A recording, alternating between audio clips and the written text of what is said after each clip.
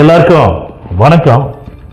இந்த பதிவில் எதை பற்றி பார்க்க போறோம் அப்படின்னா, அதாவது மக்களே, தமிழக மக்கள் எல்லாரும் சேர்ந்து ஓட்டு போட்டு திமுகவை 2021 ஆட்சியில் உட்கார வச்சோம்.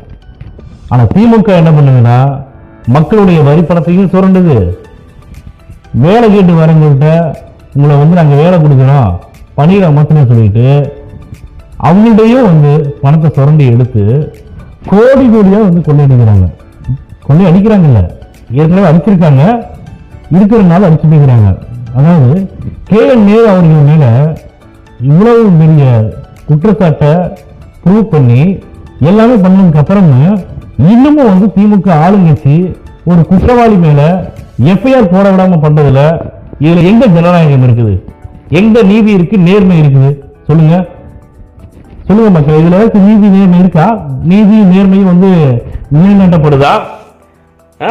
அதாவதுங்க, மக்கள் தயவு செஞ்சு ஆல்ரெடி மக்கள் ஏற்கனவே நல்லா விழிப்புணர்வோட தான் இருக்காங்க அப்படிங்கிறது கண்டிப்பா புரிஞ்சுக்க முடியுது.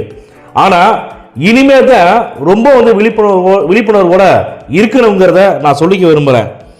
எதுக்கு சொல்றேன்னு கேட்டீங்கன்னா, 5000 ரூபாய் மகளிர் உதவித்தொகையா கொடுத்ததுக்கு அப்புறம் 3000 மகளிர் உதவித்தொகையும் கோடை விடுமுறையை கொண்டாடுறதுக்கு, அதாவது நல்லா கேடுங்க, கோடை விடுமுறையை கொண்டாடுற அளவுக்கு தமிழக மக்களை இந்த திமுக ஆளுங்கட்சி வச்சிருக்குது.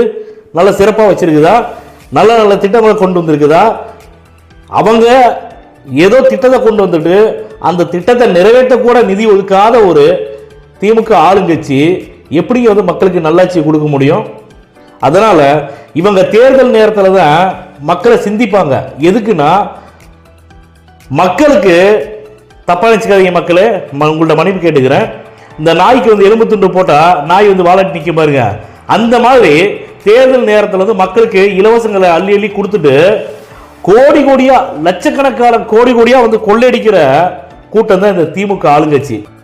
ஹார்ட்பீட் யூடியூப் சேனல்ல திமுக சார்ந்தவங்க யாராவது, அன்னைக்கு ஒருத்தர் ரொம்ப நல்ல மனிதர், நேர்மையான மனிதர், அவர் என்னங்கிறாரு, காசிநாத் நினைக்கிற அவர் பேரு, திரும்பவும் திமுக ஆட்சி தான் தமிழ்நாட்டில் ஆளப்போகுது அப்படிங்கிறாரு. நான் என்ன சொல்றேன்னா, குற்றவாளி நிரூபிச்ச ஒரு குற்றவாளிக்கு எதுக்கு FIR போடாம இருக்கீங்க? சொல்லுங்க.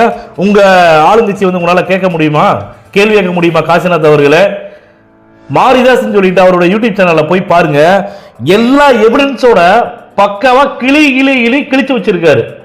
யாராவது போய் பாருங்க. 2026 சட்டமன்ற தேர்தலில் இந்த திமுக ஆட்சியை தமிழக மக்கள் அகற்ற போறாங்க.